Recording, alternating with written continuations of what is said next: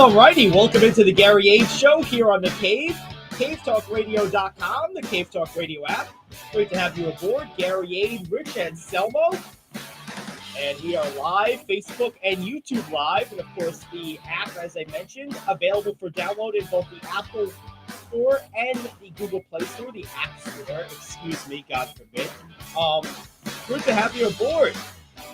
And hey, we got a lot to talk about today. As far as an opening rant, let's calm down a little bit. The Broncos were awful. The Bucks were okay. The Cowboys, I thought, were really good this year. But they just beat an okay team, and they slapped them. Now, I had a hard time picking this game, as I expressed throughout last week and yesterday, because the Cowboys have been playing like absolute dog poop the last few weeks, and the Bucks were reasonably hot. And, you know, you always get that uneasy feeling with Brady in the playoffs. At least you should. I honestly don't think we should take too much away from yesterday's game in retrospect. In retrospect, this is a much better Cowboys team that, give them credit, they did something that a lot of teams can't do. They flipped the switch. They went back to playing like the Cowboys. They basically played like the team I thought they were most of the year. And that's why I had a hard time with this game, because I'm thinking, well, if they play the way I know they can, they're better. They're going to win. And that's what happened. But they hadn't been playing that way. You do have the recent playoff history with this team. You have the Brady factor. So it was a little uneasy. But give them credit. They basically turned the power back on, and they blew the doors off the Bucks. The Bucks couldn't move the ball at all night. But let's not overreact and pretend that the Cowboys beat some great team, because they didn't. They beat a team that barely snuck into the playoffs. They had a few weeks. They happened to be near the end of the season, but basically was a blah team all year. That's what this team was. They were a team without an offensive line for much of the year. Brady was distracted, understandably so, for most of the year. And they had a lot of injuries, especially in their receiving core for a lot of the season. They did get healthier in the receiving core, especially as the season wore on, but it was too little too late. Let's not pretend the Cowboys beat someone great, but I do want to still give them some credit. I don't want to marginalize it either, because it is a playoff win, and those all matter. It is the same way Cincinnati's was and Buffalo's was. It's survive and advance. That's it. Each team did. Buffalo were the cardiac kids that game. Oh, let me tell you, that was scary stuff. It was, and a lot of it was of their own doing. Oh, it totally was. That's what made it so scary. Nothing the Dolphins did. I heard someone say, "Well, how could Miami put up 31 points against the Buffalo defense?" Well, the Miami defense put up a lot of points. Yep, they did. Return for a touchdown. Capitalizing on 3 turnovers, which, give the Buffalo defense credit, they held the field goals. They did. It was more of Buffalo just operating with one less fuse in the box offensively than they normally have, and that has to change. Yeah, that was a much better team coming in here Sunday. Well, that's the thing. I mean, some of these games, you really have to think like, okay, Cincinnati and Buffalo in particular, funny enough, they're playing each other. Both of them, you got that same feeling of. Like, the Bengals barely survived against a depleted Ravens team that honestly, had a better coaching decision been made, and had they gone with their running back versus their backup quarterback there on that final play, probably would have ended differently. I really do believe that. It's one thing if you give the ball in that situation to Lamar Jackson, fine. But a backup quarterback versus a running back, I'm sorry, go with your running back there. And I forget the guy's name, Dobson or something, was pretty vocal about it. Was he wrong to do that? Maybe, but he's like, I always say this when it comes to controversial statements like this, things that you would say should stay in the locker room. If they're right, they're still fair. And he didn't say anything that's not right. What he said, maybe you would like it to be private in a ideal situation, But the way I always look at the world, if you're speaking the truth is the same in public and in private. Yes. And he was not wrong.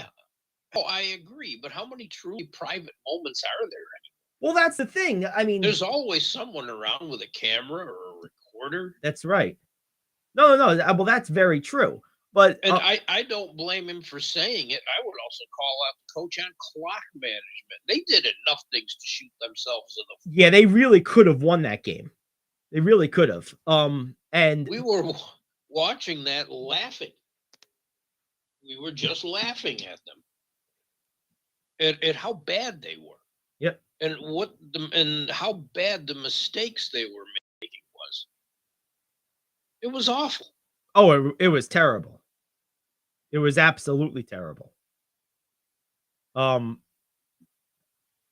know, the thing is, when I look at this team, this Ravens team I'm talking about, I really think that ultimately they are better than what they showed this year. I think they can be healthier. But I also think one thing that we should take away from the second half of this season is they might be just as good without Lamar Jackson as they are with him. Like, I mean, yes, I didn't feel that they lost this game because of his absence. I felt they lost this game because of situational football decisions. And I didn't feel that their offense was any worse over these last 4 or 5 weeks than it would be with any other starting quarterback. I think they'll be better with another guy who's an actual starter level guy.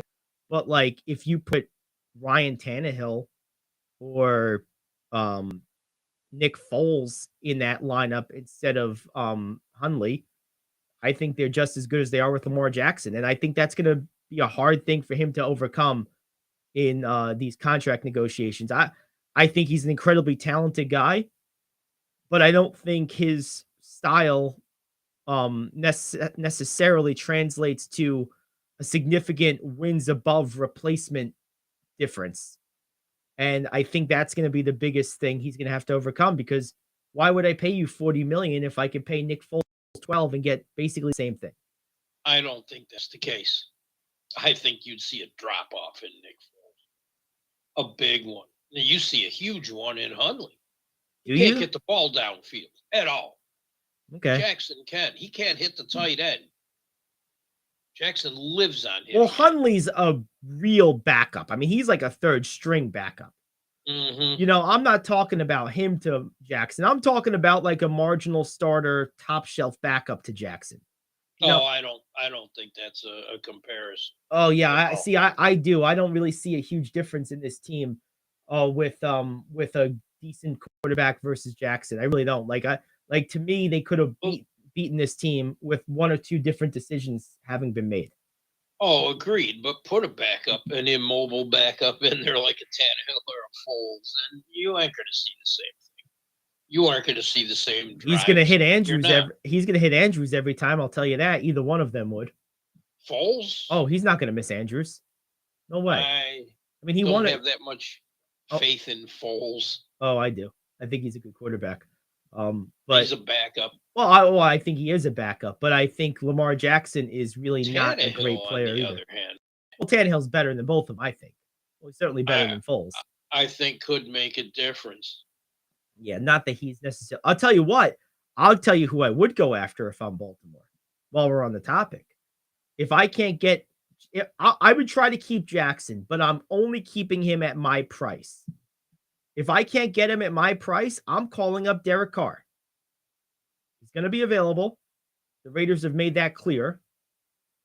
He'll probably be cheaper than Jackson.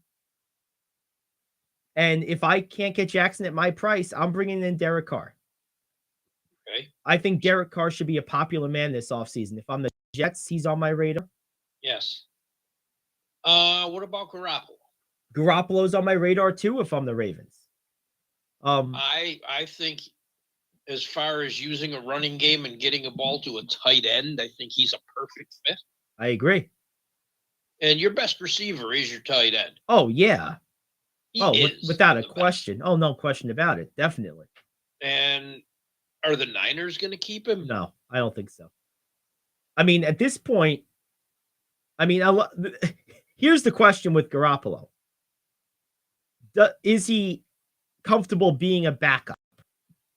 Because if he is, what the Niners really should do is trade Lance for whatever they can get for him, start Purdy, because I think he's earned it, and have Garoppolo as his backup. Now, if Garoppolo doesn't want to be a backup, that's understandable. There's probably Right. 2 or 3 starting jobs out there this offseason. The Jets, maybe the Ravens, depending what happens with Jackson.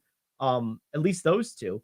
And yeah, if I'm Garoppolo, I'm angling for one of them. Derek Carr is probably going to be his principal competition for one of the others. And what's the Raiders situation? Look, they can't exactly be thinking Steedham their guy. I doubt it. I hope not. But it's Josh McDowell. He might think he's like, the second coming of Tim Tebow. Oh, wait, that didn't work so good. He made one lucky throw because the guy fell down. Oops. Sorry. The throw was decent. It was an okay throw, but it was to a wide open guy. He hit the guy. Yeah, I mean, but like any more stiff, than I expect from some other quarterbacks. Oh no, any stiff could have hit that. The guy fell down. he hit a straight line 30 yards down the field. Any high school quarterback could hit that throw. Yeah, I've seen some NFL quarterbacks that can't throw pass downfield without lofting it in the air. I mean, that one you could have lofted it as much as you wanted. The guy fell. There was no one by the receiver. But I mean, like, to me, I'm looking at all of these guys and I'm thinking, okay, Derek Carr, Jimmy Garoppolo, Trey Lance, perhaps, all might be available. If I'm Baltimore, I'd rather Jackson for continuity's sake. Yeah. But at least 2 of those 3 guys, not so much Lance, although ironically he's probably the most similar stylistic to Jackson of the 3.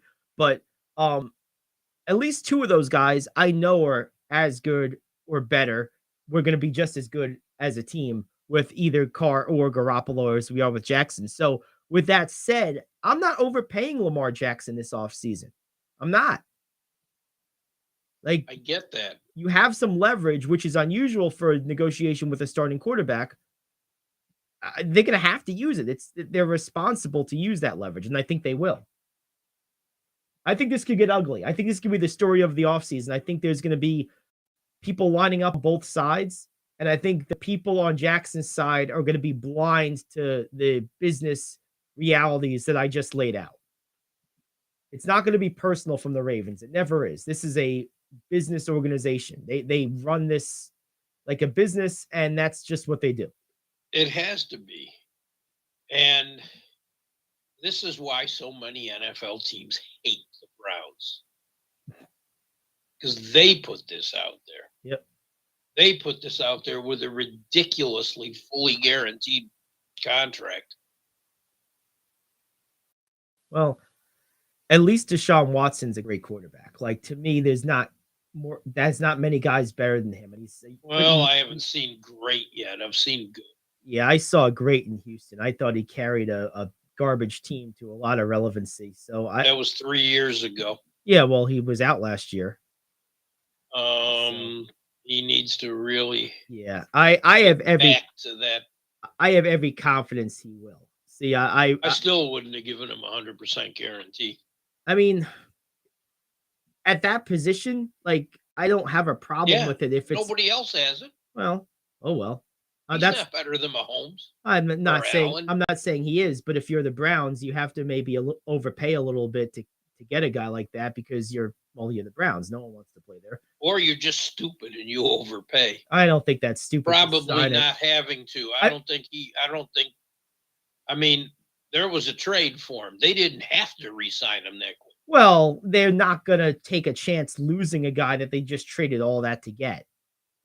I mean, that doesn't make sense. So, I mean, I have no problem with that contract to me because I'm looking knowing the Browns, I think they made a mistake. Well, the Browns always make mistakes. History. Oh, of course. Well, the Browns that kind of. But this guy is one of the 5 or so best quarterbacks in the NFL. So to me, I'm okay overpaying on a guy like that who's still in his mid-20s. Like, it would be one thing if this guy was 34. Right. but Oh, he's you mean like 25, 26. you mean like Denver did? Exactly. Right. Right, exactly. There you go. Yeah, that But was that stupid. one bad contract started this.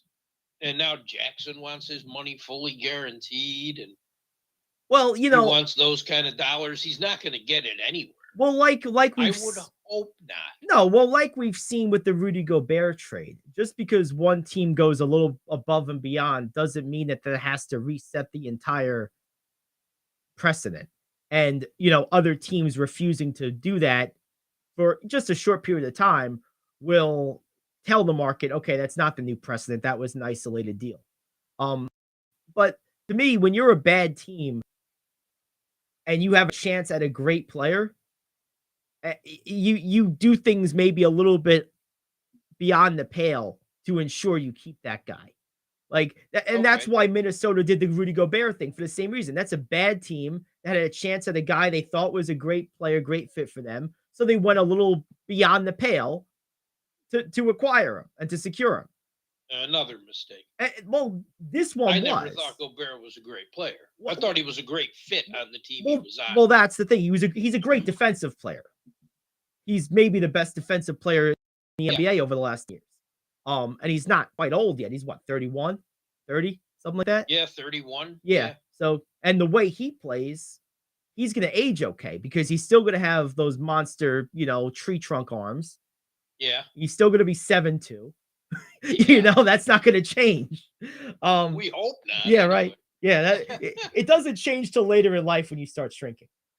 Usually. But I look at some of these, the Kyler Murray contract. He is no great quarterback. He's barely a quarterback. He's a running back with a good arm. Yeah, it's hard to Murray is me. I'm where I'm at with Murray is where I was with Daniel Jones a year and a half ago. I am still in the deciding phase. His playmaking ability with his legs and what he was able to do with that team last year before they kind of sputtered. Past history. You're only as good as your next game. That's fine. That's a nice saying, but That's true. But there's no reason for me to think that he can't recapture that. But I can't also say that I'm 100% confident he will. That's why I'm undecided with him. And if I'm undecided, if I have to take S in contract talks at the quarterback position, I'm guessing I'm keeping him because the alternative of finding a better option is such a dicey such a dicey road that if I have to kind of flip a coin, I'm just erring on the side of keeping my guy.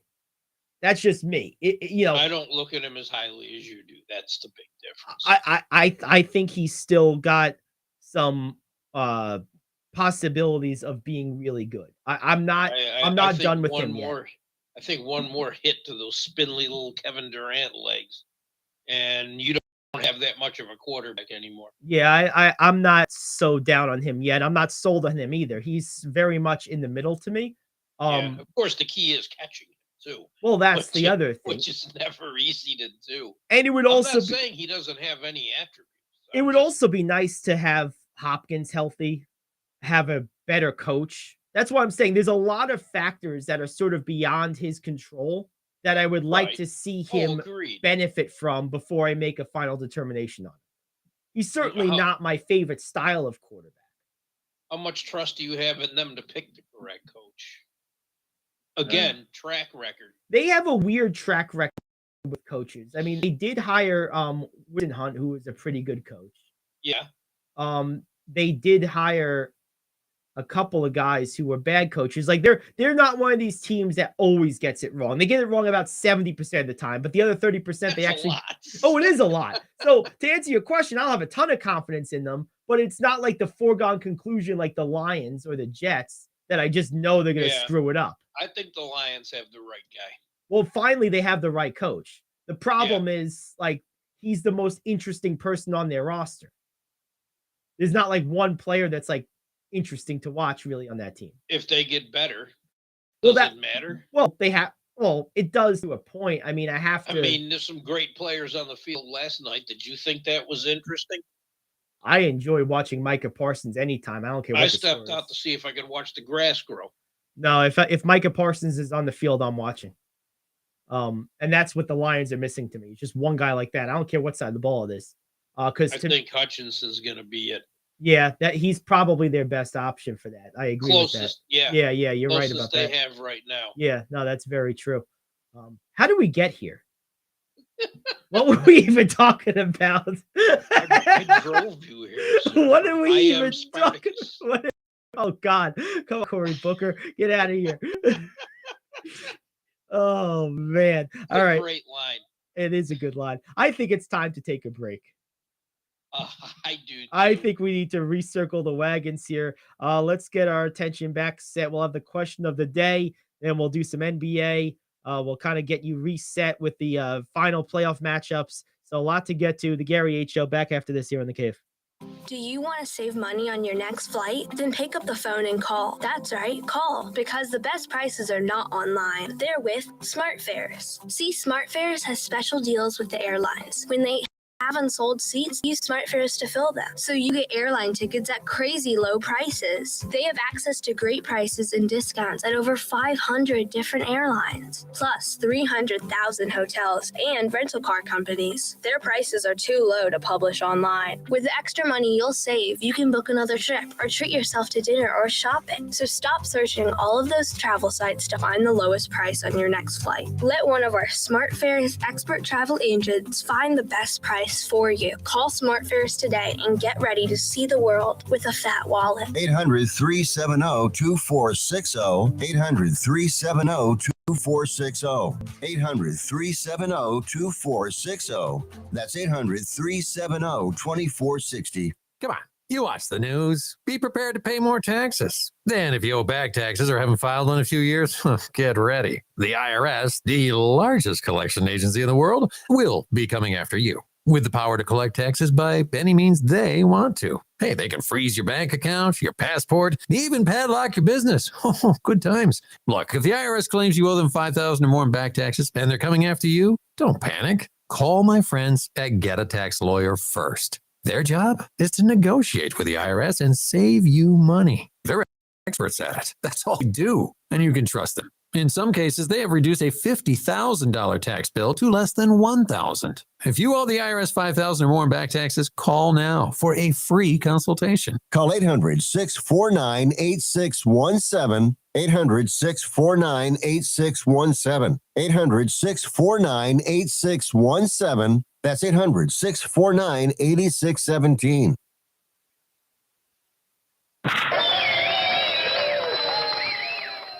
Within a decade, female sports are going to look very different. I am KO, back in 1 minute with your sports question of the day. Hey travelers, do you want to save money on your next flight? Then pick up the phone and call. That's right, call, because the best prices are not online. They're with SmartFares. See, SmartFares has special deals with the airlines. When they have unsold seats, they use SmartFares to fill them. So you get airline tickets at ridiculously low prices. Our prices are too low to publish online. With the extra money you'll save, you can book another trip or treat yourself to dinner or shopping. So stop searching all of those travel sites to find the lowest price on your next flight. Let one of our SmartFares expert travel agents find ridiculously low prices for you. Call SmartFares today and get the best price on your next flight. Guaranteed. Also, save up to 50% off business and first class tickets. That's 855-325-1820. Biological men will soon dominate every female sport, so claims Breitbart's John Nolte, who contends that if athletes like UPenn swimmer Leah Thomas continue to compete against biological girls, within the decade, every woman's sports record will be held by a biological male. But in an op-ed for Outsports, Carly Webb challenged opinions like that of Nolte's. She wrote, "Enough with selling the concept that trans women are just mediocre males who figured they'll transition to win. Nobody transitions to win in sports." Question: do you think women's sports are evolving for the better or worse? I think Nolte's probably exactly right, unless something's done to stop that. And I think if the answer to that the answer to the ultimate question, which is it evolving for better or worse, is dependent on the answer to that first question of which side of that argument you fall on.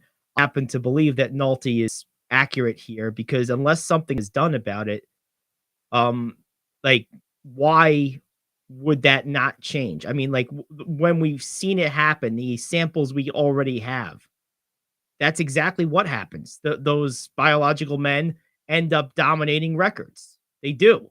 I mean, we've seen it more than once already. So there's no reason to expect that to change unless we just say no. If you're a biological man, you cannot compete in women's sports. It's not wrong. That's not insensitive. That is, there's a reason there is women's and men's sports, and this is why. Like, so no. So I do think right now on the track it's on, it's evolving for the worse. I think we could still do something to change it. I don't think it has to be this way in 10 years or even in 2 years. But we as a society are going to have to, pardon the graphic term, grow some balls and do something about it. Because look, it's not fair. It's just not. We gotta grow some balls and cut some balls at the same time, I guess. Thanks for sharing that with me. You completely throw my train of thought right out the proverbial big window. That's right. Okay. I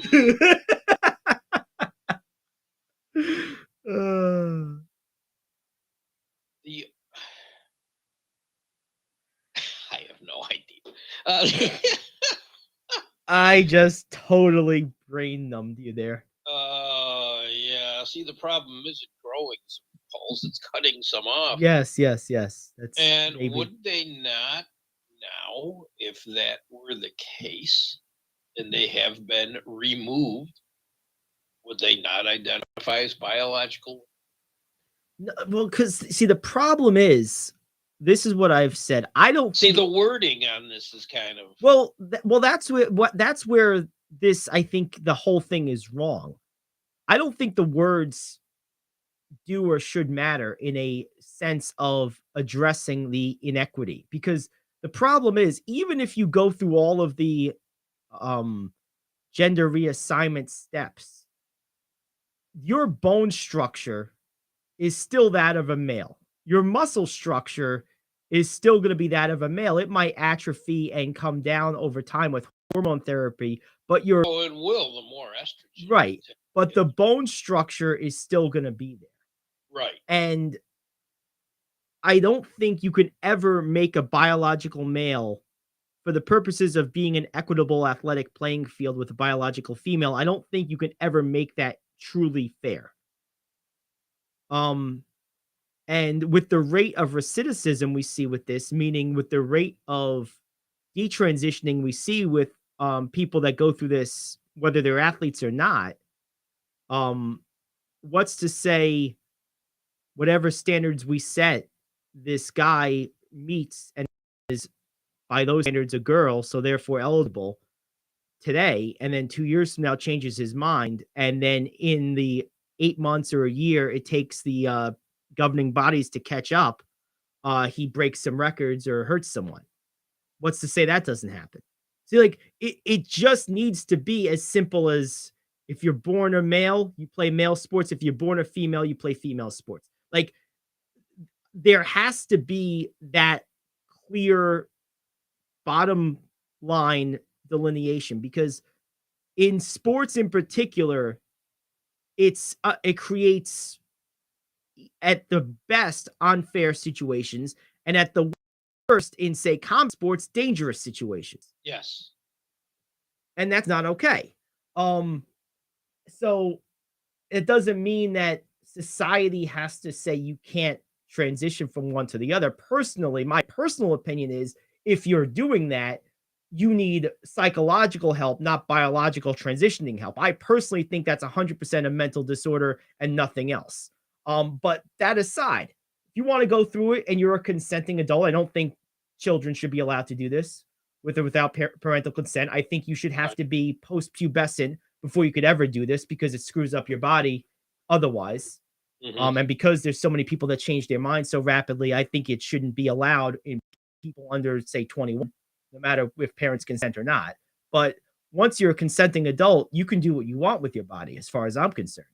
But in the world of sports, it does create an unfair and or dangerous situation that needs to be governed. And the only way to govern it, in my opinion, in a proper way, is to say you play in the gender that you were born as. And that's the end of it. No, no gray area. Okay, I'm not disagreeing with you, but I will play a little devil's advocate. Okay. Why are so many people that are against this male and so many females don't seem to care? I think there's a couple of reasons for that.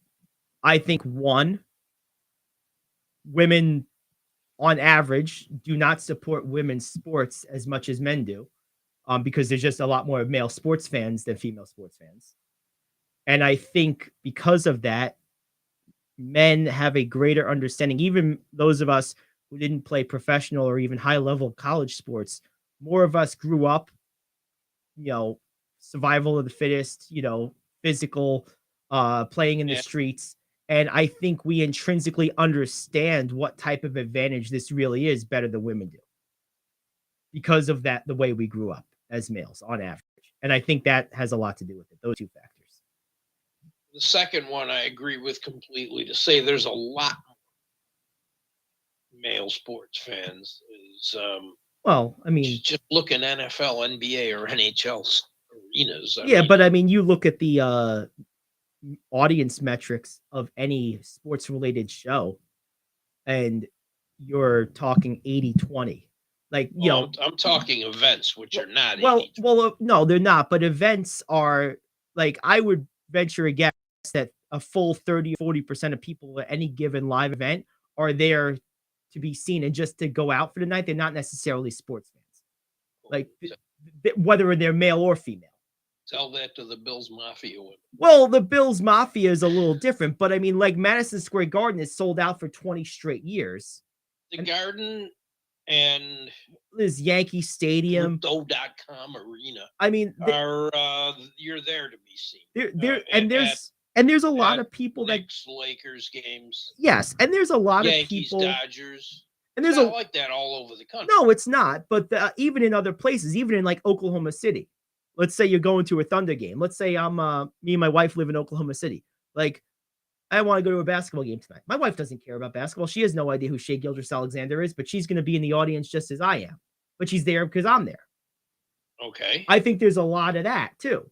And I think that they're the better barometer of sports fandom is actually the non-game events. It's the radio shows, it's the TV shows, because if you're watching that stuff, it means you really care about this above and beyond just something to do. And those things are 80-20 or 77-23 male. Yeah. I mean, our own audience is about 81% male as we sit here right now. So I think that has a lot to do with it. I do. And I think the way we grow up as men, I think informs our sensibilities of fairness. And Yes. I also think, bigger picture here, breaking down or attempting to break down those sensibilities, particularly from the male perspective, I think is dangerous, because what's going to end up happening is, okay, if I no longer think it's unfair for a female to play a combat sport with a male, why do I now think it's uncool for me to just punch that female in the fight if I don't like her? It's the same mechanism in your head. Right. You know what I mean? So I think it has ripple effects that people aren't even discussing. I think it's unhealthy for society. Like, just overall. Well, you have a large fabric of society that's trying to tear away at those anyway. I know. Oh, believe me, I know. And this is one where I think there's enough obvious to most people, to a lot of people, a higher percentage of people, obvious reasons not to go forward with it, that we stand a chance to, if we stand up and fight this fight, we stand a chance to win it. A lot of the other ones that maybe I think are equally or similar level of detriment to society in a larger sense, a lot of those other battles are not winnable. I believe this one is. And I think, but unfortunately, what I think it's going to take to truly win it is I think it's going to take a biological male in a combat sport killing or maiming a biological female. I think that's what's going to happen. And then when that happens, all of a sudden, people are going to be like, wait a minute, why is this happening? But that's what it's going to take, unfortunately. It's like, and that's when I'm going to play Jake from State Farm. Well, she's a guy, so.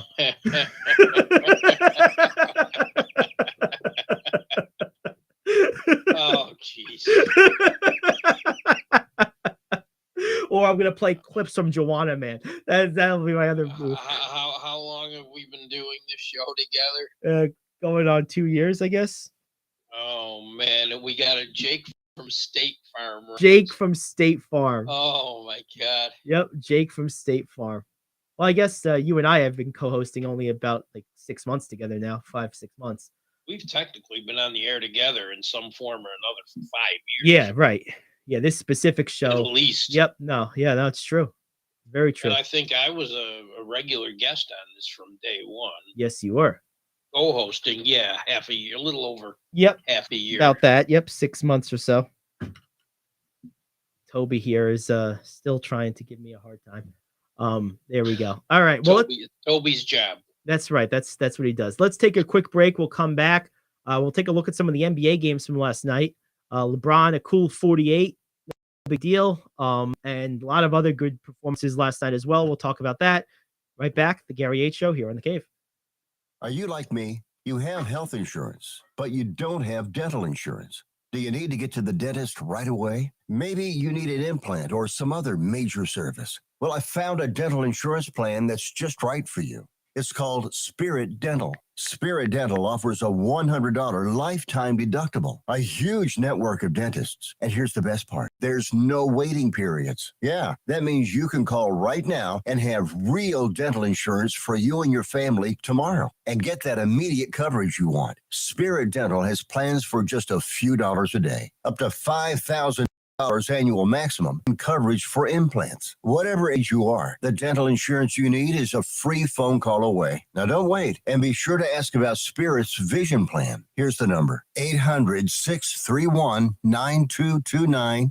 800-631-9229. That's 800-631-9229. Hey friend, life happens and you need money. What do? You call the special toll-free number we're about to give you.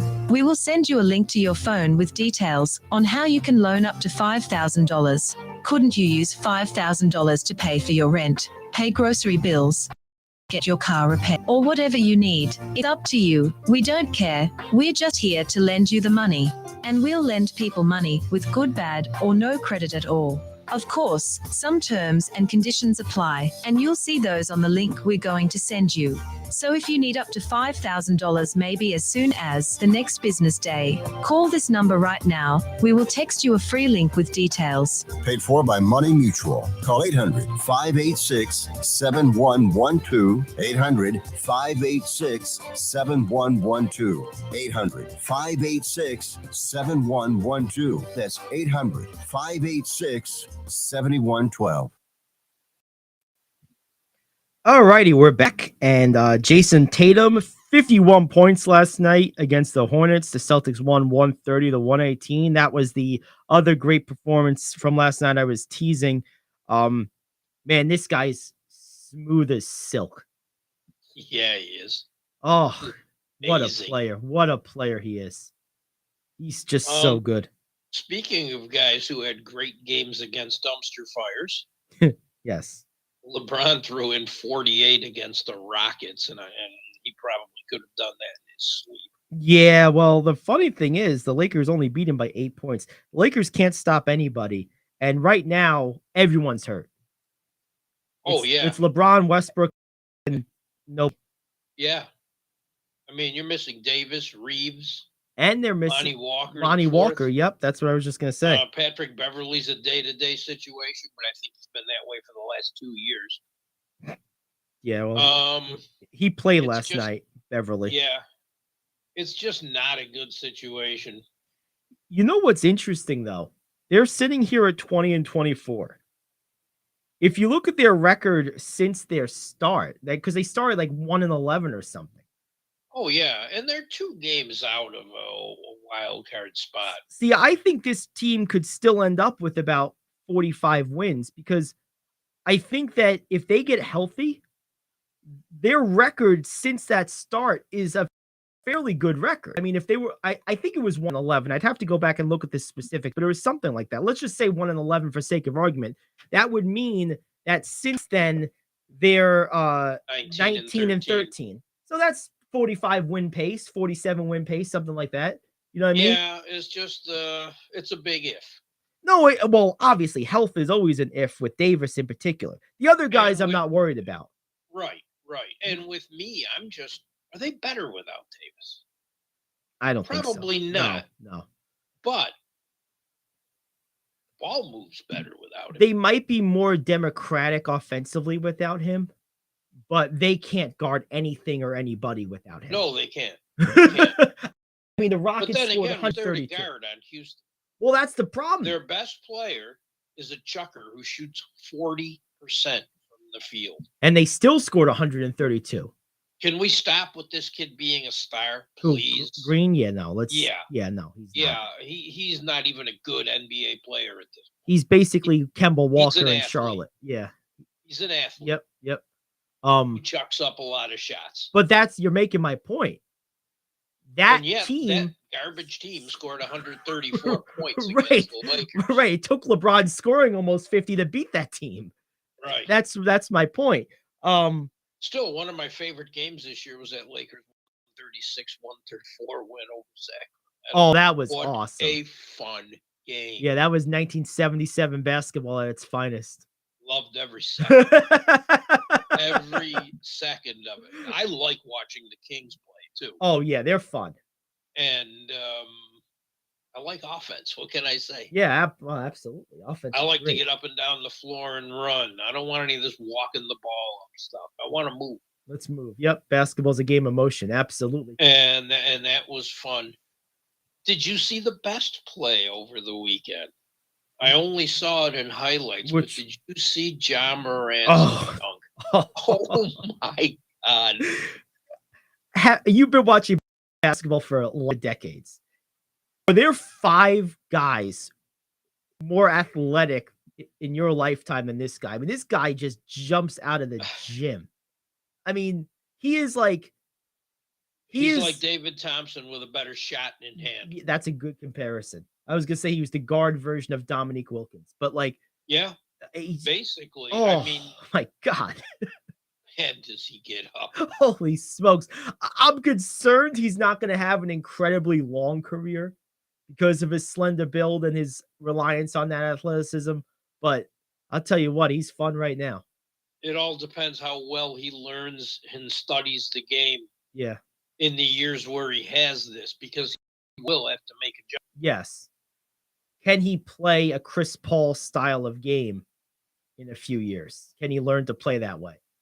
I think he could. I think so too. I think he's a competitive player who wants to be great. Yes. And he's always going to be fast. Yeah. He's never going to be Chris Paul plotting the ball. Chris Paul plotting the ball up the court. Right. No matter what, he'll lose some athleticism, which means he won't be doing any dunks over 2 people. That's one of the best in-game dunks I have ever seen. That was so epic. And you know what the best part about it was? I forget where I saw this headline. It was either ESPN or it might have been the NBA website, one of the two. I think it was ESPN. But anyway, the headline said, Morant delivers dunk everyone's been waiting for. So that's the best part about it is we know he can do this. We just keep waiting for it to happen. That's the best part about it. I thought that was such a good headline. In game, it's got to be the right situation. Yes. Dunk contests do not excite me, but a good in-game dunk. Oh yeah, there's nothing like an in-game dunk. That's why I always said I think Dominique Wilkins is the greatest dunker in NBA history because almost every dunk you ever see by him is some kind of in-game dunk where he like Yes. comes flying off the screen. He's not even in the field of picture. The next thing you know, he's yamming it on someone.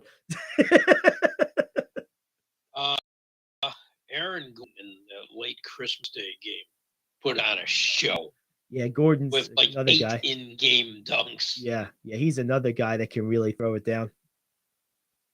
Let's see. And What doing it in the context of the game means so much more to me than doing it. Well, you got 5 chances at this.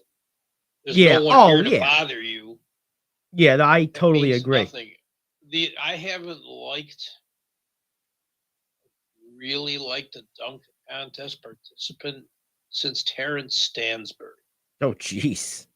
former Indiana Pacers, Seattle Sonic.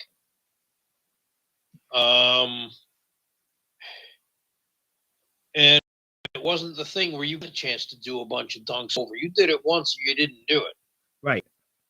I'll give you something else. And he lost when Jordan got a 50 on a dunk that I thought was routine. But when Terrence Stansbury went back 3/4 of the court and pulled off that Statue of Liberty with his arm up in the air, Yeah, that was cool. is to this day one of the best things I've ever seen. I know a lot of people thought it was gimmicky, and I guess it was, but I liked the Blake Griffin over the car dunk. I thought that was creative and different. He only went over the hood. It's good enough. Still a hood of a car. I thought that was It's a cool. hood of a Kia. Come on. Still. It's like jumping over a Yugo. Come on. I thought that was cool. I also liked the Dwight Howard dressed in the Superman with the cape dunk. I thought again that was creativity points. The dunk itself, It was good. Yeah, the dunk was nothing special. But it wasn't even his best dunk, but the show was good. Yeah, I mean, because ultimately that's like what that's all about, right? So, Yeah. looking at some other games, I have to tell you, maybe the best win of the year so far for the Milwaukee Bucks last night. They beat a pretty good Pacers team without Middleton or Giannis. And Yeah. you have to be thrilled if you're Budenholzer and company to see Holiday play the way he played this game. 35 points, yeah. 11 assists, 5 of 8 from 3, 13 of 19 from the field.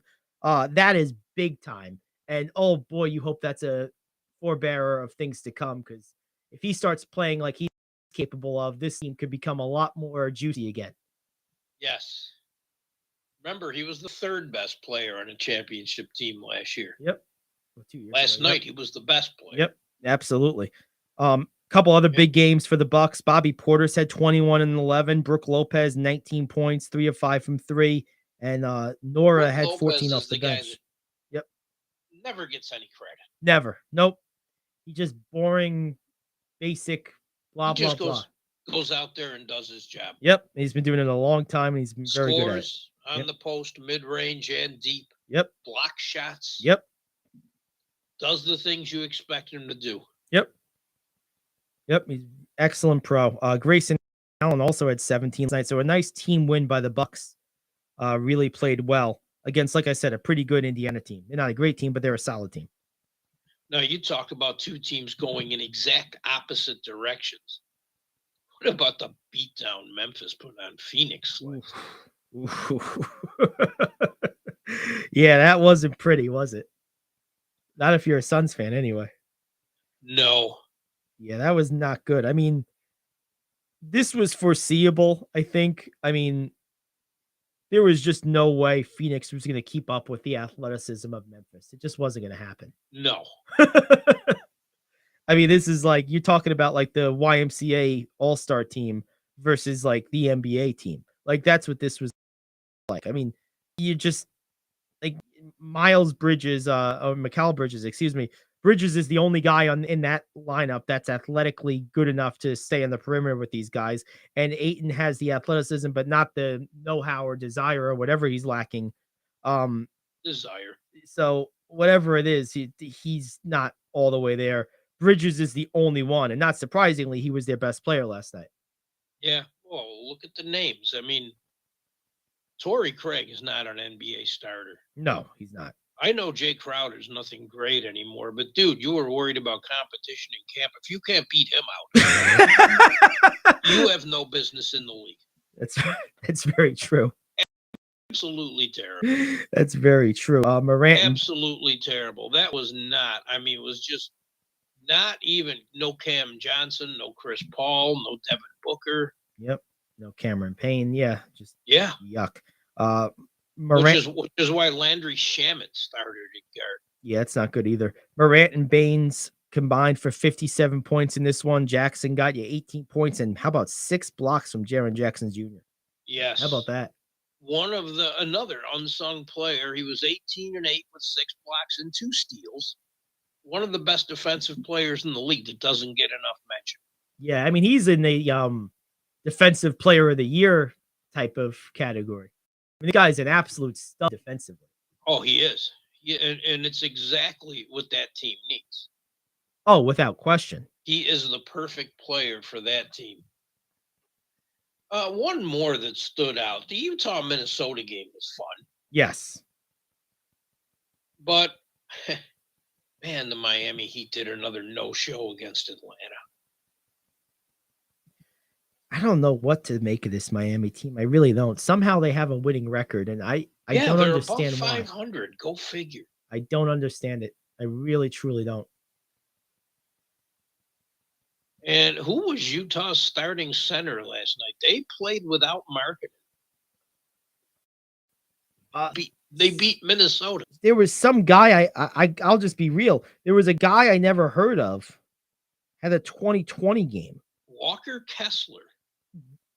Had 20 points, 21 rebounds, 2 block shots in 31 minutes. I'm waiting for Han Solo to tell me how he made the Kessler run in under 12 parsecs. Like, what's like, who is this guy? Did he come off the Millennium Falcon? Was he the cargo? He's been there a couple of years as a backup center. So he was the cargo that they made the Kessler run for. They dropped him off. But they're missing Markkanen. They're missing Olynyk.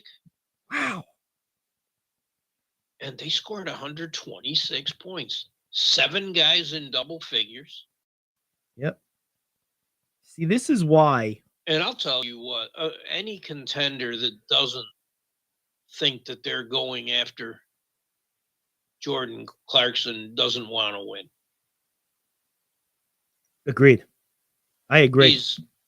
He's just amazing. He's really good. He's really good.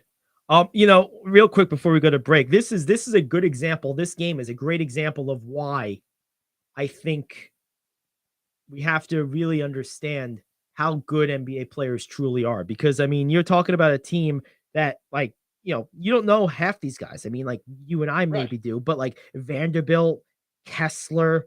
I like Jared Vanderbilt in college.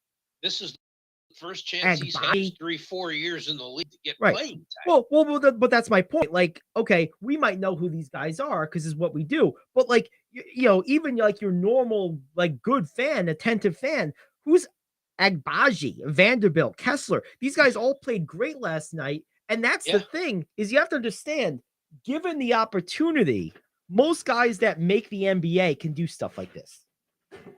The 15th guy on an NBA roster. And that's the point I'm trying to make. Would be a star in the G League. Yes. Or in Europe. Yes. And that's the point I'm trying to make.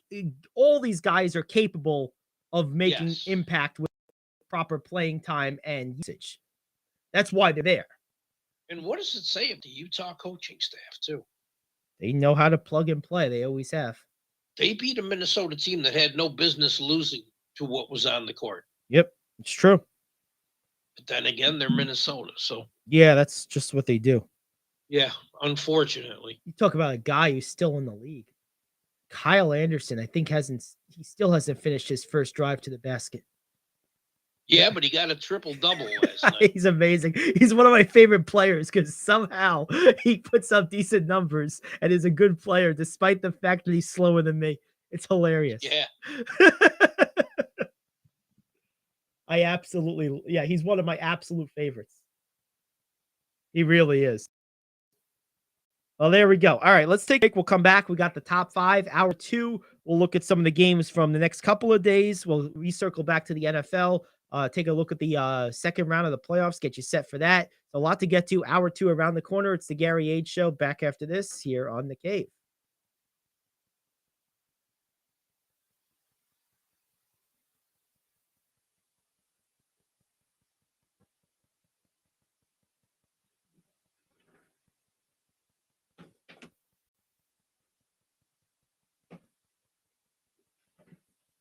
Stop eating other people's puke. Stop.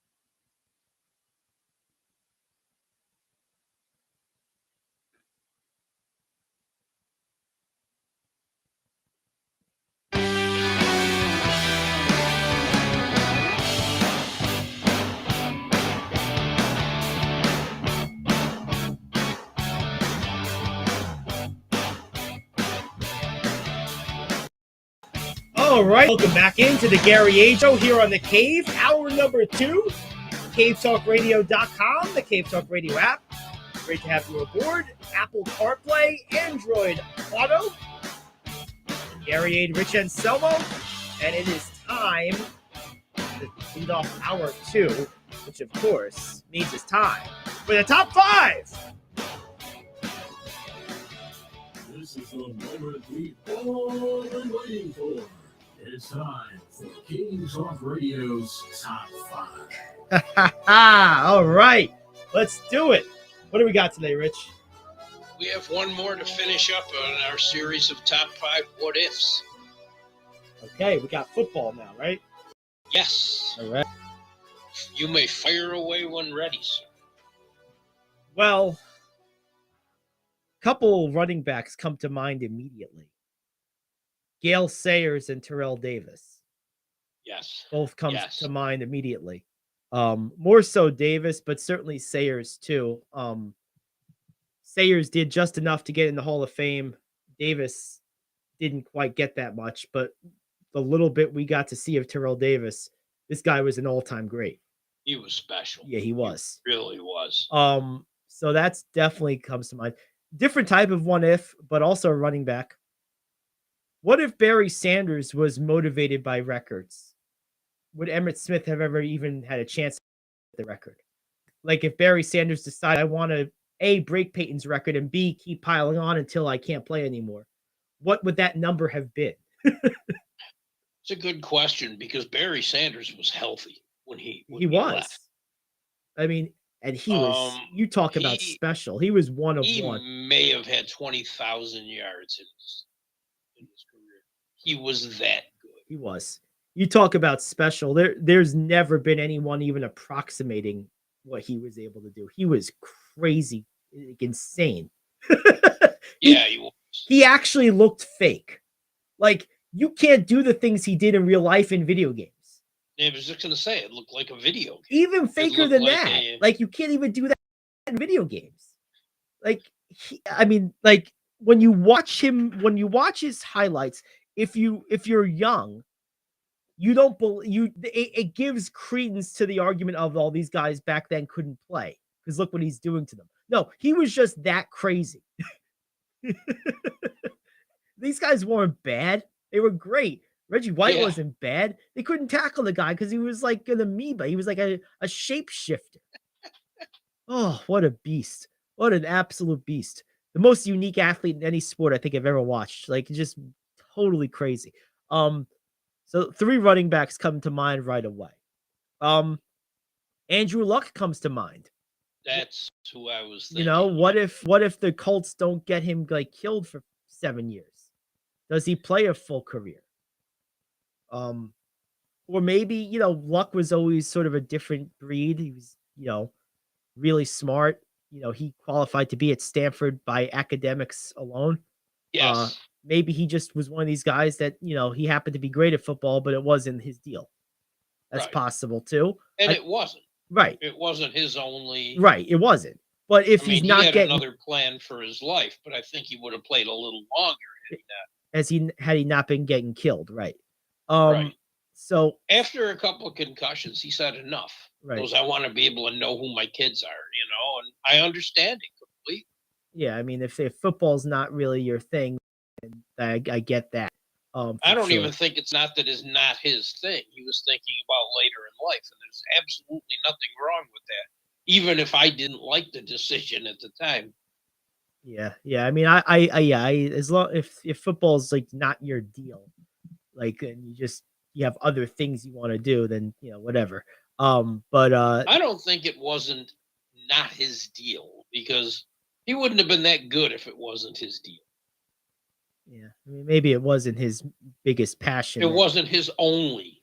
Right. So yeah, so that so maybe I'll take him off my list then. Oh, actually, I had him number 1 on mine. Yeah, I mean, the thing is, if it wasn't his thing, he wasn't going to be what he was supposed to be anyway. So to me, I don't wonder anymore. But I think saying it wasn't his thing is wrong. Well, it wasn't his thing. Otherwise, he would have kept doing it. It wasn't his only thing. Right. And for it to be your thing or only thing in the context of being all-time great at football, those two sayings are synonymous. If you can only be an all-time great if it's like an obsession. It's the only way it's possible. So I'm going to take him off my list as a result of that.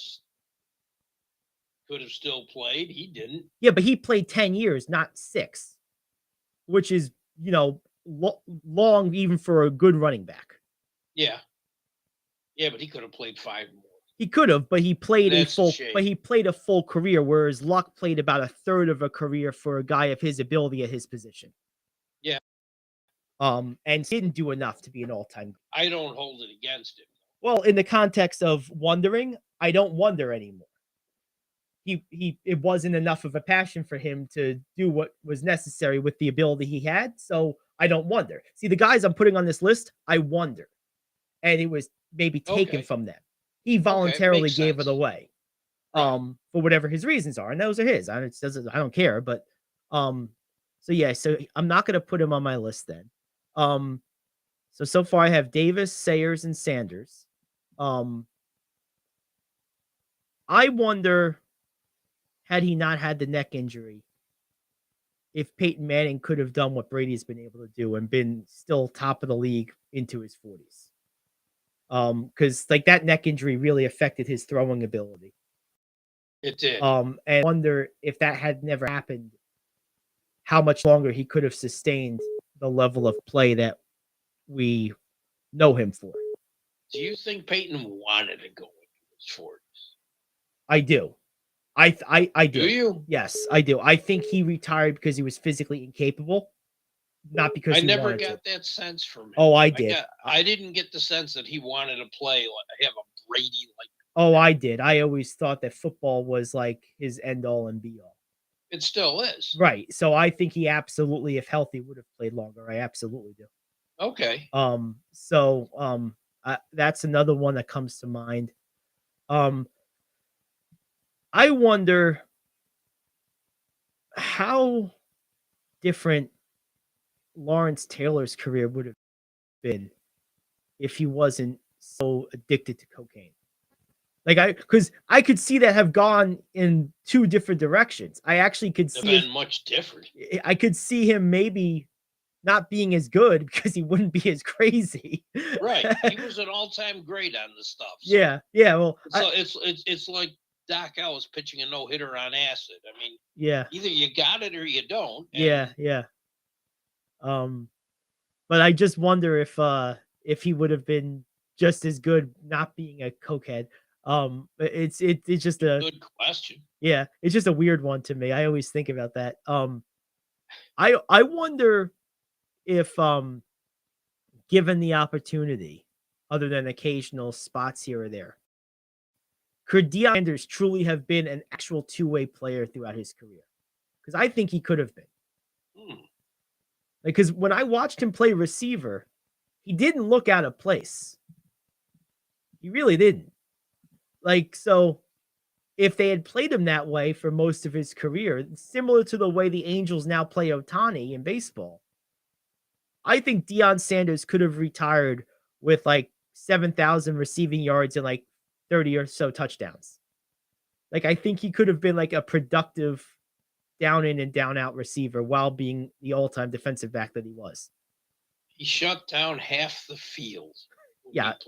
He was the best ever I've seen. I mean, people say, well, he didn't hit. Well, that's because, he didn't have to because no one was throwing to him. No, he didn't hit. Right. He avoided hits. Yes. He made business decisions. Yes. It worked out for him. It worked out very well. I just don't know if they'd have risked that on offense. Well, having him out there, because there you're getting hit. Well, clearly they didn't. Right. And I understand the decision, but they used him in an emergency there, or when they really needed something. But it doesn't make me not wonder, had he just played there his whole career, what that would have looked like. Because what you just said, if you're going to use someone in an emergency or when you need something, that tells me that they're good enough that they could be out there all the time, but you just don't want to risk it. Oh, yeah. Right. Right. And he was good enough. Exactly. So I would have loved to see it. Just I wonder what that could have looked like if he had been a two-way player for 10 years. You know what I mean? That's interesting. It would have been really cool. Because he's the only, I shouldn't say the only, one of the only guys I've ever seen that could have pulled it off. Yeah. I think Warren Sapp could have been a decent tight end. I mean, he lined up there more than Dion lined up at receiver throughout his career. Yeah. That was basically the block, but Well, yeah, but I mean, you have blocking tight ends just as well. big old fat guy out there. Yeah, exactly. Blocking Just blow someone. people up, right? Let's see. Yeah, he was capable. I wonder how much longer the Lions' window of being good would have been if it weren't for the injury to Mike Utley that paralyzed him. Was it Utley? I remember that. Yeah, I think that was the name. Yeah, it was. Yeah. Because he was a really good offensive lineman. He was like the leader of that. Yeah. line. Yeah. He wasn't just like a random guy. He was like pretty damn good. A couple more, and then we'll put these in order. I'm trying to think of more like injury related things. Kevin Shazier in Pittsburgh. Yeah, Ryan Shazier. Yeah, Ryan Shazier. Ryan Shazier. Yep. Yeah, that's a good one. Geez, he was just getting to the point where he was a Pro Bowl. Yeah, he was. And he was just turning that corner to being like a great player. Mhm. And that was tragic. Yeah, that was sad. What about Patrick Willis is another one. What if he played longer? Because man, that guy was a beast. That's a really good question. He was an absolute monster. Why didn't he play long? It's a really good question. I honestly don't know. I mean, I knew he had some injuries, but it wasn't. Yeah, I don't know why he didn't play longer. I don't know if maybe he got pulled in a different direction, or I really don't know. And that's why I have him on this anything list. said about it. No, that's one of the reasons I have him on this list right now, this preliminary list, because I really have no idea. And I mean, he was the best linebacker in football. I mean, like that's not a stretch to say. I mean, the guy was a monster. Luke Kuechly is another one, actually. He didn't play long either. Another great linebacker. Both of those guys. All right. Let's go ahead and throw it down. Number one for me is going to be Terrell Davis. To me, I really would have liked to see him play a full career and see where he could have finished on the list, because this guy was a monster, an absolute monster. Number two for me, this is my personal list. I don't know that this one warrants this higher ranking, other than it's what Gary would be most interested in seeing. Peyton Manning, along with Ray Lewis and Jerry Rice and Barry Sanders and Elway. Those are my 5 favorite football players of all time in some order. And I absolutely would have loved to see Peyton play longer without that injury. I know he played a long time anyway, but I always felt he was going to be one of these guys that him and Brady were going to like go to the grave together. I just thought they were going to just keep going at it forever. And Peyton's, ability to play kind of ended a little more suddenly than I was expecting it or hoping it to. So that one for me personally is high. So that's why I have it too.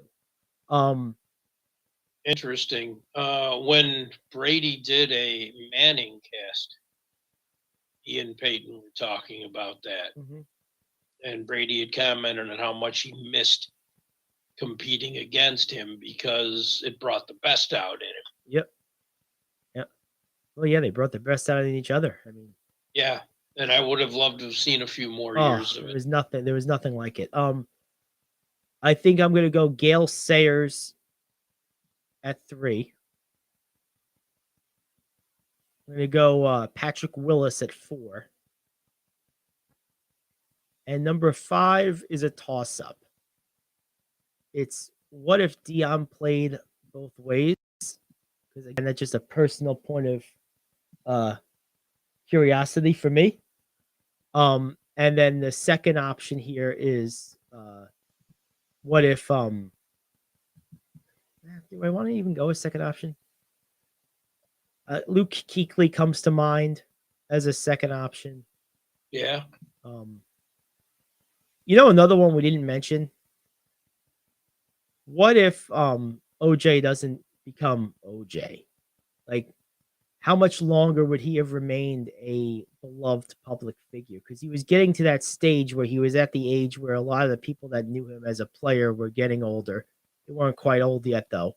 Like, he probably had another 10 years, maybe more, because, like, and it's almost impossible to say this out loud now and actually believe this. But the truth of the matter is, before that happened, OJ was one of the most universally beloved people in America. Oh, yeah. And it's crazy to think about that. And with good reason. Yes. He's incredibly Good reason. charismatic. Extremely. See, even Toby agrees. Toby came for this too. Of course. I expect nothing less. Me either. So I'm going OJ at 5. What the hell? Why not? That's a good one. That's a good list. So that's my list. Number 1, Terrell Davis. Number 2, Peyton Manning. Number 3, I'm going with Gale Sayers. Number 4, Patrick Willis. And number 5, what if OJ doesn't go postal? Very good. There we go. There's the top 5 for today. I like it. Good list. I do too. It's good. Yeah, that was excellent. It was good stuff. All right. Well, there we have it. Let's take a quick break. We'll come back. We'll take a quick gander around both the NHL and the NBA, what to watch for the next day or so. And then we will also get back to some football. We'll take a look at some of the playoff matchups and get you set for the week ahead. Obviously, a lot to talk about throughout the week. We got the rest of the week for it. But now that the dust has settled and we formally have all the matchups, we'll take our first pass through them early on here in the week. So back after this, it's the Gary Ayd Show here on The Cave. Are you like me? You have health insurance, but you don't have dental insurance. Do you need to get to the dentist right away? Maybe you need an implant or some other major service. Well, I found a dental insurance plan that's just right for you. It's called Spirit Dental. Spirit Dental offers a $100 lifetime deductible, a huge network of dentists. And here's the best part. There's no waiting periods. Yeah, that means you can call right now and have real dental insurance for you and your family tomorrow and get that immediate coverage you want. Spirit Dental has plans for just a few dollars a day, up to $5,000 annual maximum, and coverage for implants. Whatever age you are, the dental insurance you need is a free phone call away. Now don't wait, and be sure to ask about Spirit's vision plan. Here's the number: 800-631-9229. 800-631-9229. That's 800-631-9229. Hey friend, life happens and you need money. What do? You call the special toll-free number we're about to give you. We will send you a link to your phone with details on how you can loan up to $5,000. Couldn't you use $5,000 to pay for your rent, pay grocery bills, get your car repaired, or whatever you need? It's up to you. We don't care. We're just here to lend you the money. And we'll lend people money with good, bad, or no credit at all. Of course, some terms and conditions apply, and you'll see those on the link we're going to send you. So if you need up to $5,000 maybe as soon as the next business day, call this number right now. We will text you a free link with details. Paid for by Money Mutual. Call 800-586-7112. 800-586-7112. 800-586-7112. That's 800-586-7112. All righty, we're back. And it's time to take a quick at the NHL. What do we got going on in the league, Rich? We had an interesting day yesterday. A lot of good games. We had games involving a few of our local teams. The Rangers had a nice day. Played extremely well on both ends of the ice. Beat the Columbus Blue Jackets 3-1. The Devils beat the San Jose Sharks 4-3 in a shootout. And Florida took down the Buffalo Sabres 4-1. Best game of the night was a game featuring Calgary and Nashville that Nashville won 2-1 on some really, really good goaltending. It's an excellent game. There's a handful of games tonight. The only local playing is the Buffalo Sabres. They are at Chicago to take on the Blackhawks. And a fan favorite all over the league and one of the greatest fighters in league history, Gino Ojic. Yeah, he passed away, right? Passed away at the age of 52. He spent most of his career in Vancouver. He was one of the most popular players in the league and with other players. He died of a heart attack. Sad. Hate to end off on a sad story. Yeah, that's not cool. Not good. All right, well, there we go. One other thing too, that I wanted to mention is if you look at the way the hockey teams are playing, New York sports is about as good as it's been in quite a while in terms of at least most or almost all teams right now in the state are somewhere between really good and at least competitive. Yes. I mean, the Knicks are competitive. Most of the hockey teams in the area are competitive. Oh, the Garden's electric right now. Yes. Teams. Yes. Oh, man. I mean, it is the place to be. The Yankees are good. They're not exciting, but they're still good. The Mets are really good. Yes. The Nets are really good. It's a good time to be a New York sports fan. There's not a dead spot. Obviously, the Giants, we know what they're doing. Even the Jets were much improved off of the last few years. They kind of sputtered at the end, but they had a relevant season.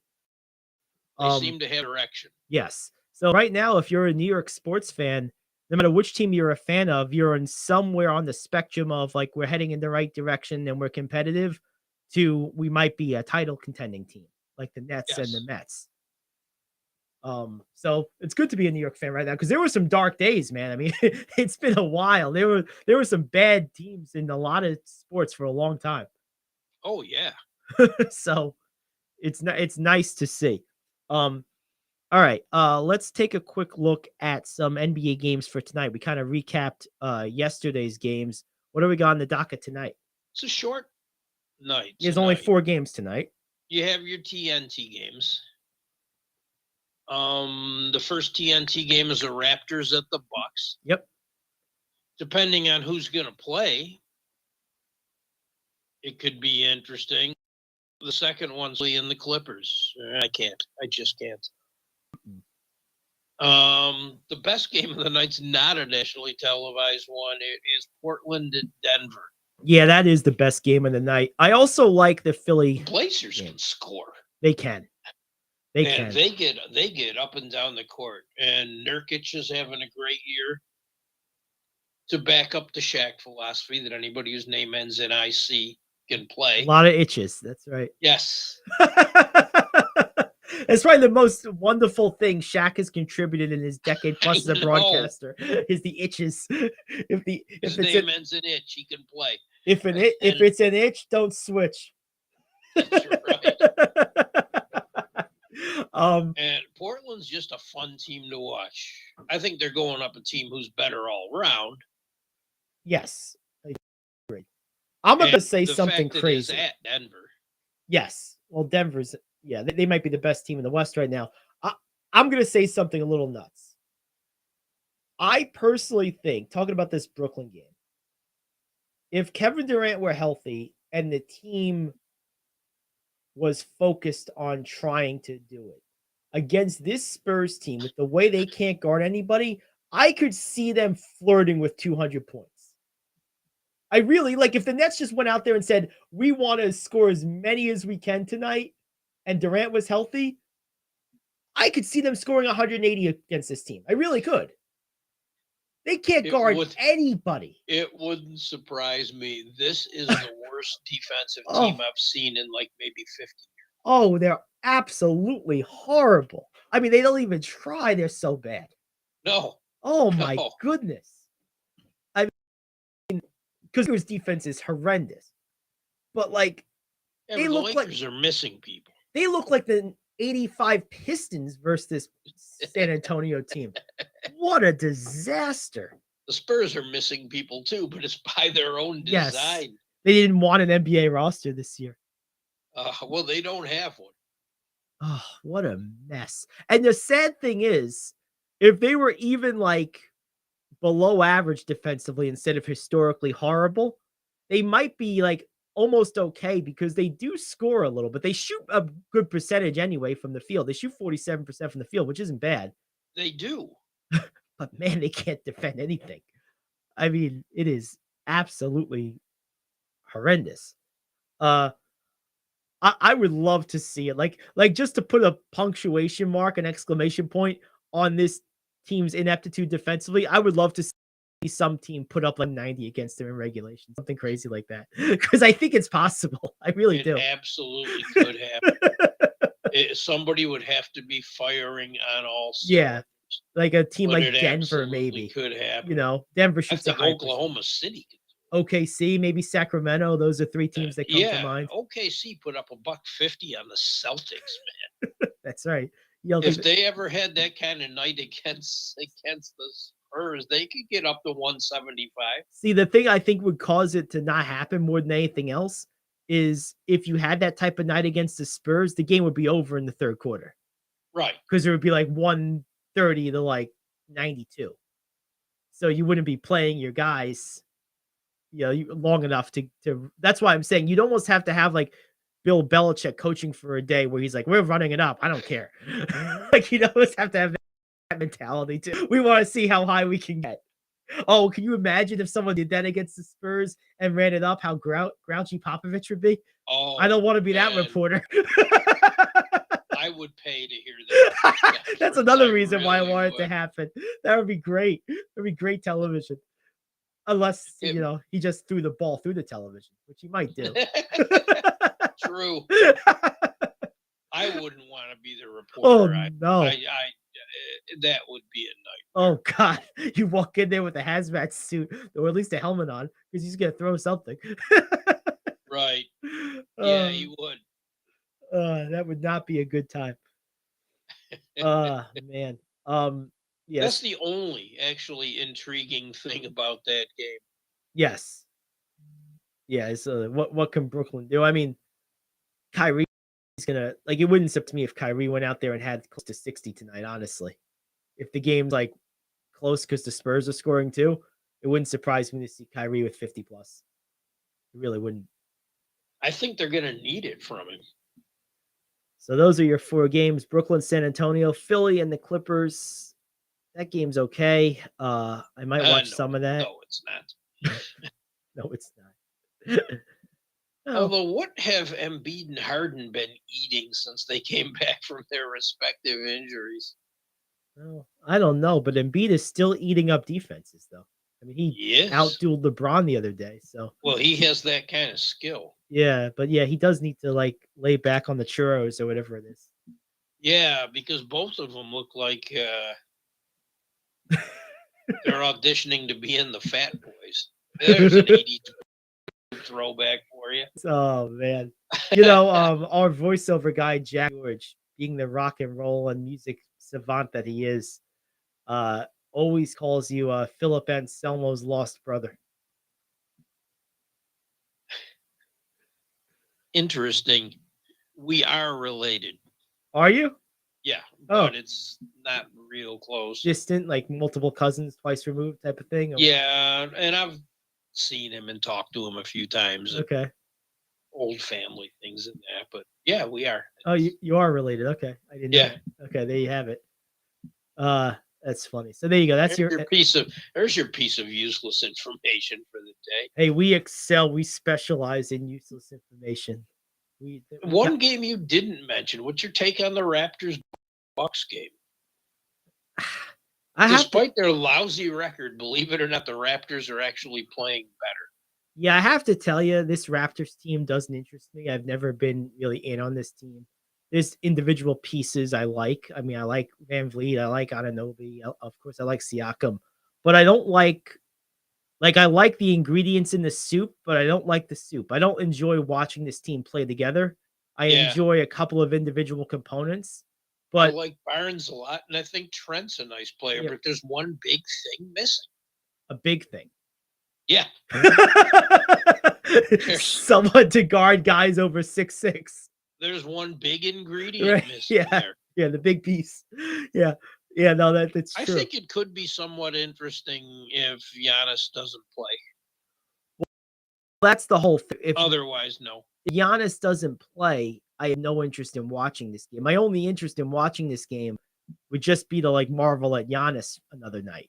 Because Yeah. like with games like this, when I don't really like one of the two teams, like the only way I'm gonna watch is if I love one player. And Giannis falls in that category of I love watching him play. I mean, I like Right. watching this whole team play, but I especially like him and Holiday. So Yes. I might just watch a little bit of it if I'm bored, just because I like watching those two guys. But my favorite game of the night, matchup wise, like you said, is the one that's not on TV, which is Portland and Denver. This could be a 140 to 135 type of affair. It could. It could. And it'll be one of those fun games. Yeah, this is gonna be up and down. Interesting about the Raptors, though, getting back to them for a second, they really almost never turn the ball over. No, they don't. They're a very well coached team. Yeah, they are. Yep. They just don't have a big. Yeah, that's a big pun intended, I guess. Missing piece. They have great pieces. I like Trent a lot. Yep. Van Vliet, Siakam, Anunoby, Barnes. They're all nice players. They are. But they have nothing. They're all too similar, though. That's the thing. I mean, like Anunoby, Barnes, and Siakam are functionally the same style players. I mean, they have some Right. differences, of course, but like they're functionally the same guy. You'd be much better off trading one of those guys for like, I'll give you an example. Rudy Gobert do wonders for that team. Yeah, he would. He really would. That's what they're missing, is a guy like that. And I say it's got to be either Barnes or Siakam. That It has to go that you because move they're on. more similar. Anunoby can, steps out and plays the three. I know he's the younger player, and everyone always likes to keep the younger guys. I would move Barnes. I think Siakam is a true Swiss Army knife because he can he play is. the four in the stretch. You could put him in at the two if you need to. And he's a great defenseman. Oh, he's so great defensively, and he's So's so rangy. Anunoby. He is. Yeah, He's one of the better ones in the league. Barnes is the guy I would move. He's the guy I would move. I know. It's just I don't know why they are very reluctant to do it. Yeah, I mean, he's really good. I understand it, but they need a big. Where is one of my personal favorites? I haven't heard his name much this year. Where is Valanciunas playing this season? Like I haven't heard his name like one time all year. He's still in Memphis. Is Isn't he? he? I don't think so because they have Steven Adams. That's right. That's right. Where is he playing? Because I haven't heard his name all year, and he's good. He's on the Pelicans. Yes. Now there's a guy I would try to get if I'm Toronto. He's only 30. Guy's an ox. And his salary isn't that big. It's 14 mil. The Pelicans aren't going to give him up. Yeah, probably not. There's no reason. He's averaging almost 15 and Yep. Yeah, there's absolutely no reason to give him up. Yeah, they're a contending team. Yeah, they're not going to trade him. Right. Yeah, they're not going to trade him. And it's actually making the loss of Williamson a little less pronounced. A little more bearable it is. The fact that he's still in there. Ingram's the one they can't afford to have out much longer. Yeah, no, they miss And him a lot. hopefully he's going to be back soon. I think they're more used to playing without Williamson than Ingram. Yes. And to your point with Valanciunas, they're more structured to play without Williamson for long stretches than they are structured to play without Ingram. Right. Because a lot of Although times Ingram plays that small ball four when Zion is out alongside Valanciunas because Ingram, even though he weighs 100 pounds, is 6'11". And I think they'll be deadly when Zion gets back. Yeah, that's a team. You have a 6'11" 3 and a 6'7" 4. That's funny. That's a weird. That is weird. Isn't it? Very strange. Of course, that 6'7" 4 could like bench press with one hand the 6'11" 3, but Yeah. Oh man. All right, let's But take that 6'11" three is not going to get you a lot of rebounds either. no, but he's gonna put some points on the board. He sure will. All right, let's go ahead and take a break. We'll come back. We got news you can use, and we got to take a quick look at the NFL and look at the matchups for the first time. We'll be back after this, the Gary Ayd Show here on The Cave. Are you like me? You have health insurance, but you don't have dental insurance. Do you need to get to the dentist right away? Maybe you need an implant or some other major service. Well, I found a dental insurance plan that's just right for you. It's called Spirit Dental. Spirit Dental offers a $100 lifetime deductible, a huge network of dentists. And here's the best part. There's no waiting periods. Yeah, that means you can call right now and have real dental insurance for you and your family tomorrow and get that immediate coverage you want. Spirit Dental has plans for just a few dollars a day, up to $5,000 annual maximum, and coverage for implants. Whatever age you are, the dental insurance you need is a free phone call away. Now don't wait, and be sure to ask about Spirit's vision plan. Here's the number: 800-631-9229. 800-631-9229. That's 800-631-9229. Hey friend, life happens and you need money. What do?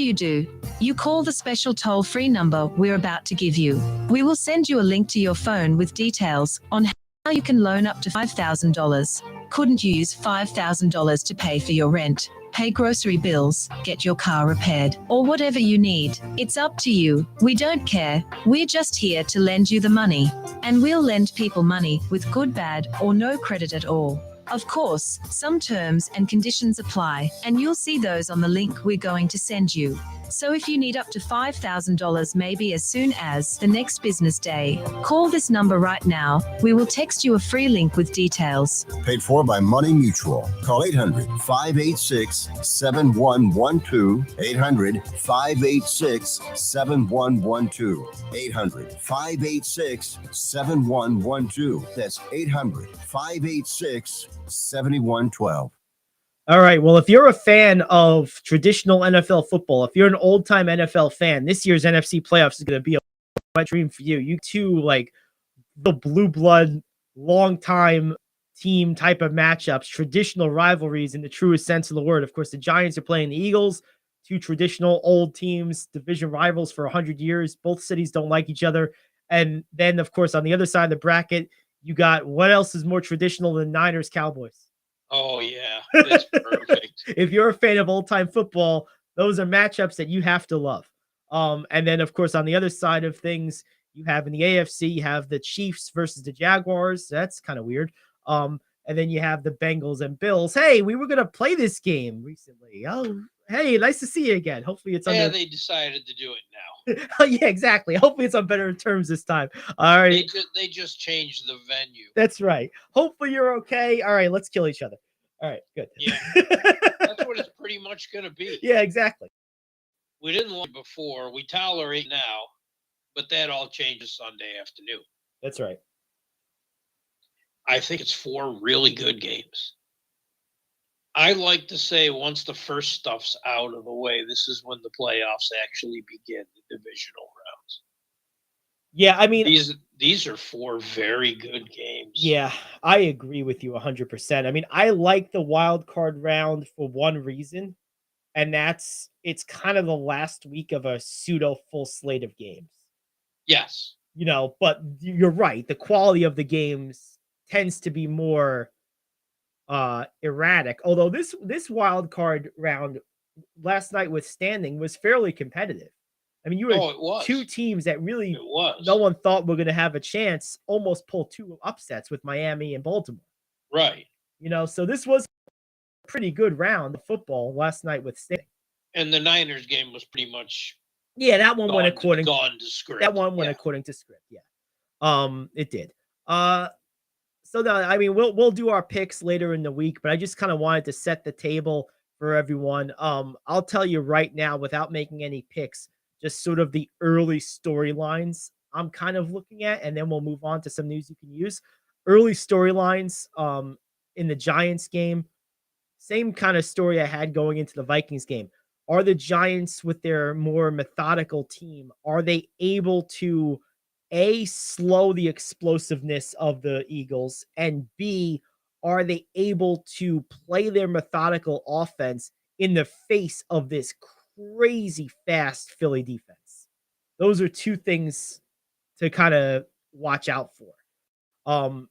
In Niners and Cowboys game, look, the Cowboys are a great defensive team in their own right. And this is going to be a great test for Brock Purdy. This is a team that excels at creating takeaways, this Dallas team. Yes. Can Purdy control the ball while still making plays at the level he is? Because I think the Cowboys are going to score some points. Even though the Niners have a great defense, that double-headed monster of Pollard and Elliott, counterbalanced by the explosive downfield play of CeeDee Lamb, is a tough matchup for any defense to deal with. And to me, you're going to have to score some points. It's going to take some plays in the passing game if you're the Niners to win this game. And can Purdy do that in the face of a defense that really knows how to turn the ball over? I think he can too. Yeah, I think he can. I think so. I think the one place you can attack Dallas defensively, it's hard with wide receivers. Not as hard with a tight end, and the Niners have one that should be featured this week. That will also fight some of the pass rush because those throws are normally quicker. Yep, no, I agree. It'll be interesting. The Niners defense got their work cut out for them too. Yeah, no, it's a good matchup. Look, this is why I was saying going into the I feel better about the Cowboys now than I did going into yesterday's game. They showed me the team that I thought they were all year. It was nice to see. So now I think this is a game. They still have to show it to me against a team that they need to beat. Yeah, I mean, it's going to be a tough, I mean, because the thing is, I'll say this. I don't think the Cowboys will or should be favored in this matchup. I think the Niners, I think they should be the favored team. Niners. I do. And I think they will be. All right, and then going over the AFC, the Jags have to play a complete clean game. They can't play awful for a quarter or two and play great for a quarter or two. That's not going to work against Kansas City. If you play the way you did in the first half against the Chargers, against the Chiefs, you're going to be down 40-0. Right. And the Chargers, just for some news that came across a bit ago, fired their offensive coordinator. Okay. Which seemingly means Staley's job is safe. Thanks for that. Great. Yeah, you did us no favors. Yes. Definitely not. A big mistake. I agree. Totally agree. That's one of the reasons why I picked the Jags, was because that was the outcome I wanted. So they would get rid of Staley and give Herbert a real coach. Yeah, that would be nice. Yeah, so now it looks like that might be Denver, that real coach, because Harbaugh said nope. Yep, he's sticking in Michigan. And then the other thing on the other side of the ball, are the Chiefs able to start fast? This is a team that at times this year has been sort of prone to being, let's say, sleepwalking early in games. And the one thing you don't want to do against a young upstart team like the Jags is give them confidence and energy early on. Right. You don't want them sitting there in the second quarter going, hey, we're in this thing. thing. We can win this thing. You don't want them thinking that. So can the Chiefs start fast? The last matchup here in the AFC with the Bills and the Bengals, the Bills have to run the ball. They have to find a way to get at least enough of a threat with their running game to prevent that zero coverage blitz. The reason Miami's in that game and the reason the Bills had as many mistakes as they did is the Dolphins felt comfortable going zero coverage way too often. Yeah, they did. And the reason they can do that is because the Bills can't run the ball. They can. They just don't. They don't. Like look who they trusted with the ball late in the game when they got it back with that short lead. They didn't put it in Allen's hands. They put it in Singletary's. Right. But he'll carry 8 to 9 times a game. Yeah, we need 15 carries. They need to do that more because he can run. Yeah. I mean, for a guy who wasn't featured all year, he had over 800 yards rushing. Imagine if they actually made an effort to give him the ball. Yeah, they need to establish the run game. For Cincinnati, I think they need to not live on the razor's edge late in these games. I don't think being in a position to either get the ball last shot against a team led by Josh Allen is a winning formula. If I'm Cincinnati, I'm trying to have this game won at least not in the balance in the last minute, or Right, last right. 2 minutes. I think those late game situations favor Buffalo. Buffalo's not going to make the mistakes Baltimore did in the last 2 minutes. Right, exactly, because they have They're a not gonna- quarterback that's not going to do that. And they're not going to misuse the clock that badly. Right, again, because they have a quarterback. And they let 30 seconds run off between plays twice when they had a quarterback that couldn't go deep. Yes. You needed those timeouts and to Absolutely. move that ball some. That's right. And their coaching staff completely mismanaged the end of that game. That's right. I don't think that happens for the Bengals this week. Agreed. But to me, it's the toughest game to call. 100%. I was going to say that this is a great And none matchup. of them are easy. No. One is fairly easy, but Yeah, I think no other one. I think it's hard to envision the Jaguars beating the Chiefs. it is. I mean, But I'll never say it can't happen. you never can say never, but that's a stretch of the imagination to picture that. Very true. All right, let's go ahead and hit news you can use. We got a couple extra minutes today. I know we got a bunch of stories that have been kind of piling up, so let's hit a bunch of them. Oh, let's start off with this one. MSG Entertainment started using facial recognition technology to bar adversarial lawyers from its venues. I read this a while ago. This has been in the news off and on for a couple of months. What a sick world. It's really been hitting now. The law firm of Davidoff, Hutcher, and Citron represented a group of season ticket holders, resellers, basically, or as Dolan calls them, scalpers, which has got to be harder to do now in the digital age without paper tickets. Yes. They sued after the Knicks wouldn't renew their tickets. James Dolan, responding in James Dolan way, revoked the partner Larry Hutcher's tickets and banned any lawyer from that firm to come to the game. What a joke. Hey, I got a The solution. ban for this. extends to Knicks and Rangers games, concerts, special events, and events at some other MSG properties like Radio City Music Hall, the Beacon Theater. Wow. I have an idea. You know, and Dolan's a card carrying liberal. Let's just play by the liberal rules. Hey, I'm just doing what Master Fauci told me. I'm wearing a mask and goggles to protect myself. See Okay. how your facial recognition software works then. They should all wear masks. They really Mask should. and goggles. That's what I was told to do by Master Fauci, right? So hey, I'm just following the rules. There was a New York state law that was drafted to protect theater critics from being barred from theaters in 1941. MSG, according to that law, is not allowed to ban people from events in theaters, music halls, opera houses, concert halls. The law doesn't say anything about sporting events.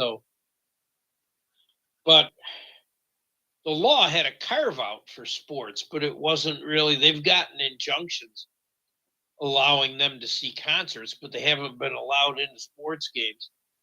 The thing with this is, and you go after lawyers, man, lawyers find legal loopholes. That's what they do. That's their whole job. That's their MO. That's and what they this do, one- right? This one is going to be tough. I'm interested to see how it comes out because they are drafting their writs now to take this to court. Why would you fight this if you're Dolan? Like, why?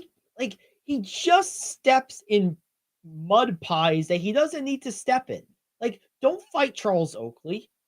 Don't fight lawyers. Like, what are you gaining by doing this? Well, Dolan's not going to back down. I mean, this guy's never been one to worry about bad publicity. No, But he's got that's a lot of fans on his side with this. but this is A going to lot cost of him a them, lot of because money. it's taking tickets out of the hands of resellers and potentially putting them back into the hands of fans. So fans are behind this. Okay, 100%. I understand that. That's a reasonable argument. I can see that. So But maybe if you want to look at it the other way, when you put a ban out there, you're making these ticket scalpers and these lawyers into sympathetic figures. it's hard to do, especially You lawyers. don't want to do that. No one likes lawyers. Right. I don't even think other lawyers like lawyers. They all fight each other. Right. Kind of with him on that. Yeah. All right, what else we got? Well, LeBron James is unhappy with NBA officiating. Okay. He responded, and it was not the best look because what he responded to on Twitter was a fan that basically said, this is a conspiracy theory. Why are they trying to make the Lakers lose? I think LeBron would have been, I understand where LeBron's coming from, although there were 7 calls they reviewed in that Dallas LA game. The call he was most concerned about was called a non-call after review. 5 of the calls that were in question favored the Lakers, 2 favored the Mavericks. So that's probably not the game I might have went after. But I would not have tagged on to this tweet. I'd have made a tweet of my own. Yeah. I would not have tagged on to the conspiracy theory. Yeah, this is a story that I don't think has any protagonists or antagonists. This one's a nothing burger to me. I don't really care either way. Makes no difference to me. Oh, I know you don't, but Joey Bosa's press conference was interesting. Big Bosa, Joey Bosa. Not the Chargers Bosa. Yeah, no, I know. Yeah. Apparently he talked about injuries that could happen when some of these things are not called. And he said, I don't have, and some of it made the airwaves, but I don't have the blanking time for these blanking people. They need to straighten this blank out. He said the way the games are called is a farce. I know you don't agree. Blowing a 27-point halftime lead is a farce, Joey. Shut up. I know you don't agree. Don't blow 27-point leads at halftime. Well, he didn't personally. Well, his team did. His team did. You win as a team, you lose as a team. So yeah, let's fix your farce of a second half and your farce of a head coach before we start farcing off the refs. How about that? Well, unfortunately, he can't fix that one. That's true. Although I'm sure a lot of players on that team would like to. An accidental event at practice could maybe fix it. Oops. Sorry, I hit the wrong guy. I didn't mean to kill you. I'm encouraging violence. I'm just saying. I don't propose that, by the way. But, me either. I think, Gary, you should do you.